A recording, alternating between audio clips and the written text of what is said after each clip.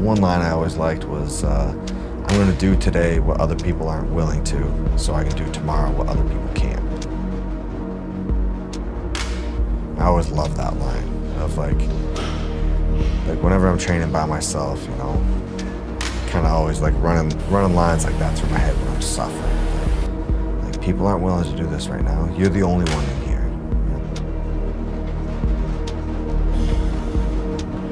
And then when I get to a competition and I'm able to outperform someone on something, like, okay, I did yesterday what you didn't, so that I can do today what you can't. Just knowing that, trusting that the hard work I'm putting in right now, it'll pay off. Maybe not today, it might feel like shit tomorrow, but it'll pay off in the end.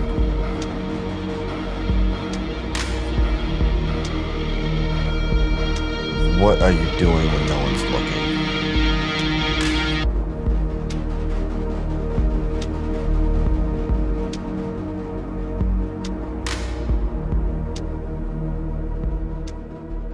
Okay, I look at my medal from 2015 and I hate that fucking medal. It's because I didn't do it right, you know? It's like second place. I got second place in 2015.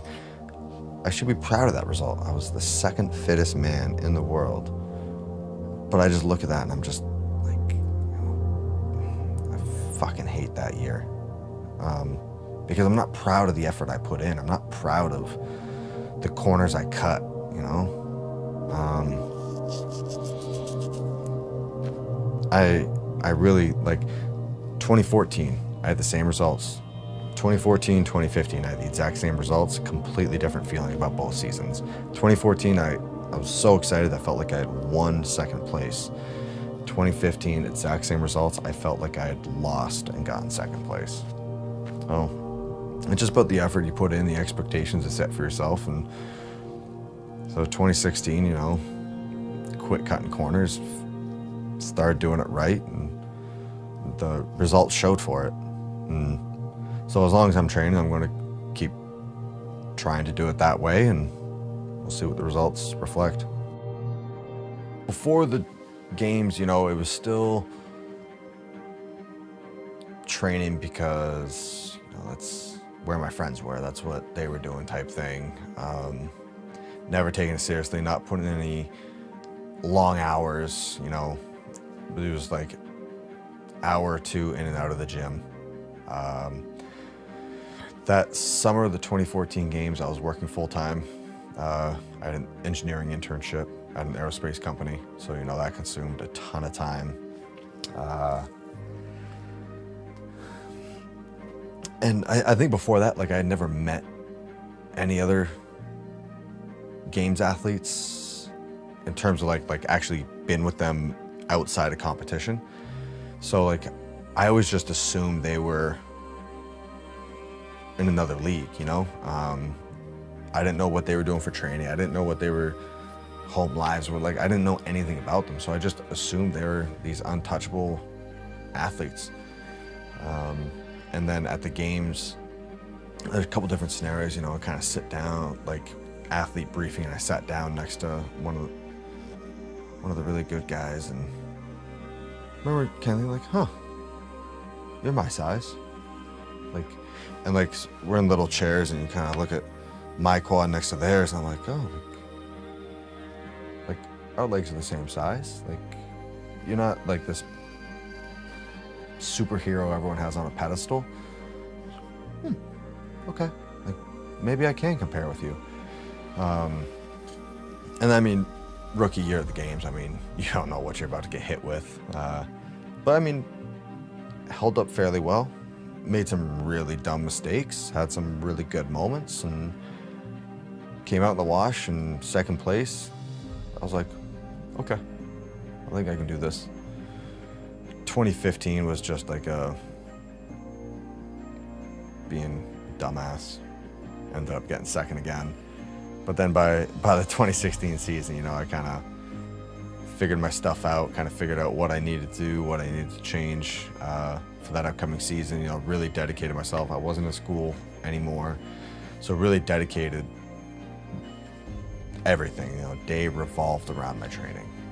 It wasn't just my time in the gym is when I put in the work. I started putting in the work outside of the gym as well. And I think that was a big game changer. And that was when I realized, like, okay, I can do this. They kind of corral everyone, they call the heats, tell you what lane you're in. Everyone gets in your little corral for 10 minutes. And in that 10 minutes, I usually dry heave, puke, just the nerves of that waiting, that anticipation of, I think it's half knowing, like, this is about to really hurt. Like I'm about to push myself to a level that's not enjoyable. But then also, like, the fear. I'm always so scared going out of the competition floor, thinking all these guys are more capable than me. Like, what if things don't go right? Just being really scared, All these guys have trained all year to win.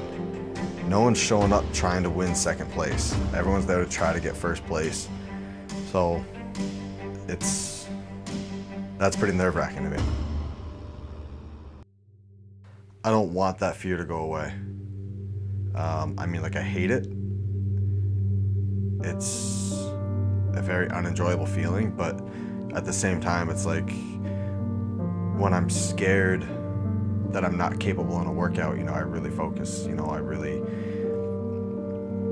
I know, like, all right, there's no room for error. There is no room for slacking off anything. So anytime I have that fear, I'm willing to go to a darker place to make up for that being uncomfortable or not feeling confident in that movement. Perfect example, regionals Nate. That was the 2016 season. That workout, I was petrified of that workout. When I did it in training, I got 8 rounds plus something out of a 10-round workout. I wasn't even close to finishing it. And you see all the videos of guys online, pumping out sets of 10 strict muscle ups with a weight vest, and it's like, uh-oh, I'm in trouble. Like, this workout could derail me. So I'm going into that workout just like absolutely petrified. And then I ended up doing well. I ended up, I think I won the workout in my region. It was like, I didn't let my mind wander for a second. I didn't care how much anything hurt during that workout. I was like, no, it doesn't matter. You can't afford to slack off even for a second. So it's like, just keep pounding. And then there was other workouts where I was so comfortable and so lax going into it. As soon as something started to hurt a little bit, I was like, oh, I'll just back off a little bit, let this pain go away. And then I pull a 10th place in the workout, and it's like, what the hell? That wasn't supposed to happen. So it's, part of it is like, I don't want to get rid of that fear. It really pushes me to strive for excellence. And then on the other end of things, like, when I am feeling comfortable, like, not letting that affect my performance, not letting that comfort creep in and, make me slack off. I'm getting all anxious right now. When you're coming out of your 3rd day of training and nothing's going right and, like, everything's feeling bad, and then usually on top of it, that's when it seems like everything is going perfectly for everyone else. So it's like, you just sit there, you're like, oh man, like, what's happening right now? Like, this is my job. This is my full-time job, and I'm not doing well at it. Like, this isn't good. But it's those moments that, you have to, I don't want to say like trust the process, but like stay on your grind. It's like, all right, well, things aren't going well. Make them go well, like, why are they not going well? Is it I'm not getting enough sleep? Is my diet a little bit off? Am I traveling too much? Like, you're in control of those things. Make the changes. And I mean, when I'm going on like week 4 of, I'm just staying home, the only person I'm seeing throughout the day is my girlfriend. It's not like I have friends dropping in from out of town to train. It's not like camera crews are around all the time. 99% of the time, I'm in this room alone. No one there to, slap me on the ass and tell me good job, like nice PR. It's me telling myself, get the fuck back on that treadmill, get back on that rower, start squatting again. Anytime I'm sitting in between training sessions, like just messing around on my phone, it's me telling myself, like, put down your phone and get back to training. Like, you could be doing something productive right now. Like, why are you just sitting here looking at Instagram? Like, put your phone down, go stretch, be productive, better yourself instead of resting on your laurels. That's the stuff that, no one wants to see that. It's not exciting. It's not exciting to like walk into the gym and see me sitting on the platform stretching for the 3rd hour straight. Like, who cares? But that's what goes into it behind the scenes.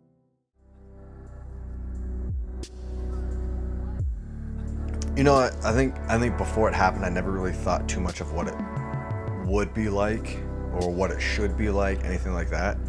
And all the changes kind of happened in little progressions. It wasn't just like an all of a sudden like light switch type change of like, this is your life now. And I have to remind myself a lot of times too of like, people see the highlight reel.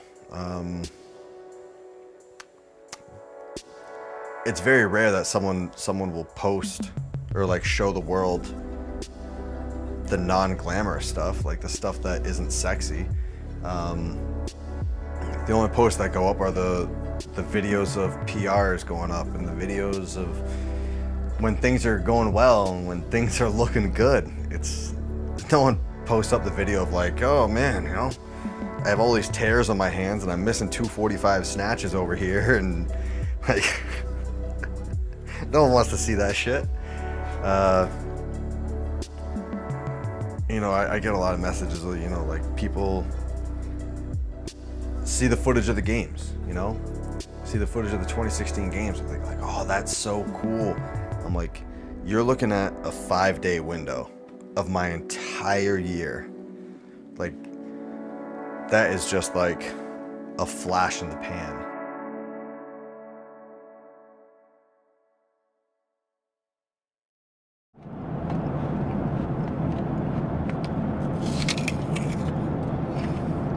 This is good content. It's really good. We're not doing too much today. Just one quick workout. No barbells or anything like that. Just kind of put the pedal down, high intensity, low impact stuff.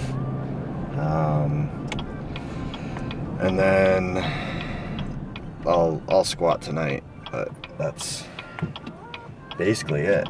Not too much going on. Easy day. Body feels good,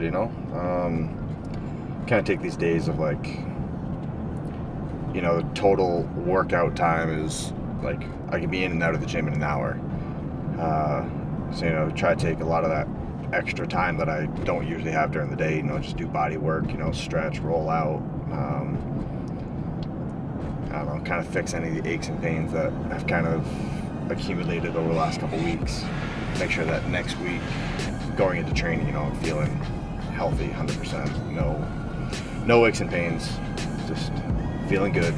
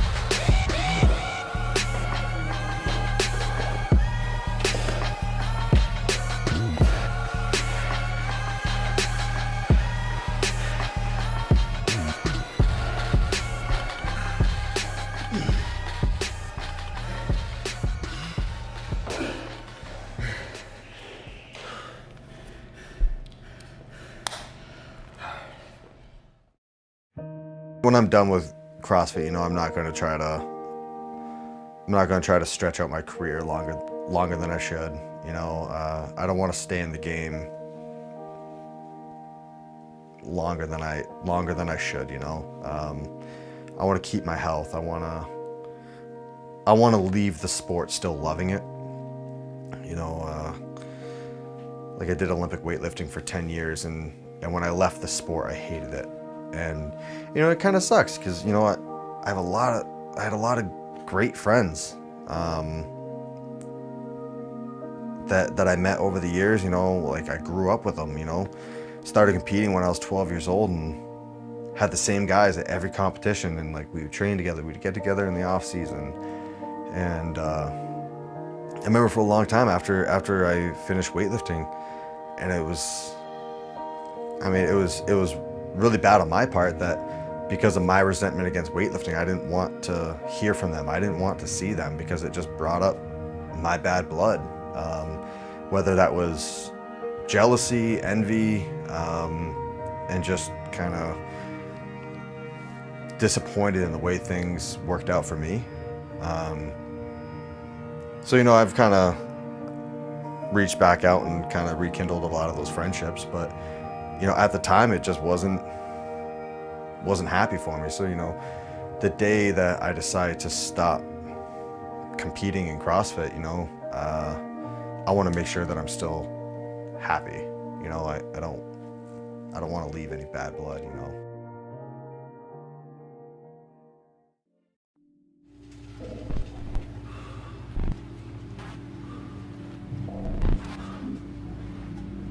It's that constant reminder of whether I go all out and finish this in a minute 50 or slack off, get rid of this pain in my chest and go at 210. In 10 minutes, whichever route I take, I'm going to feel fine. In 10 minutes, I will be up, walking, talking, I'll have a drink of water, and I'm going to feel fine in 10 minutes, regardless of which route I take.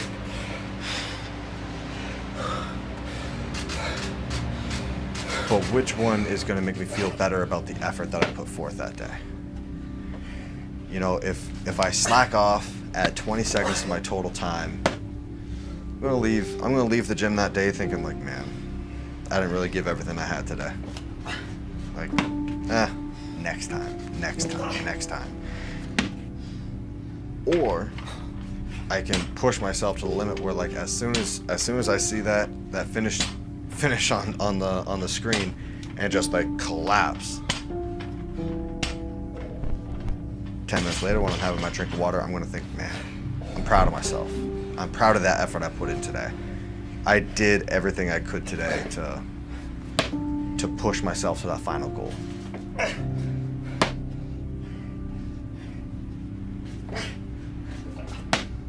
If you just win, like, who gives a shit, you know? Like, it's not the win that feels good. It's all the work that you put in prior to, like, if you didn't do any work and just won some random competition by a fluke, are you going to be like marching down with a medal around your neck, like so proud of that you won? Probably not. But like the fact that 51 weeks out of the year, like I trained my ass off, waking up to going to bed was all about that, you know, going into the gym, like hands literally dripping blood, and be like, nope, like I gotta do some muscle ups today, you know. Like it was about halfway through the 2015 or 2016 season, I had to go in and get MRIs done on my hips because I thought I had bone spurs in my hips because I was doing so much work. And it's coming back from stuff like that. Like I had to go and get x-rays on both my hands. I thought I had boxer fractures on both my hands from flipping that pig so many times. That's why that medal felt good. Like if I had won in 2014, I probably wouldn't give a shit about this, like, because I wouldn't have had to work for it. I don't think it's the win that feels good. I think it's the hard work paying off that feels better. Do you think you're still working as hard now as you did last year? Yeah. Yeah.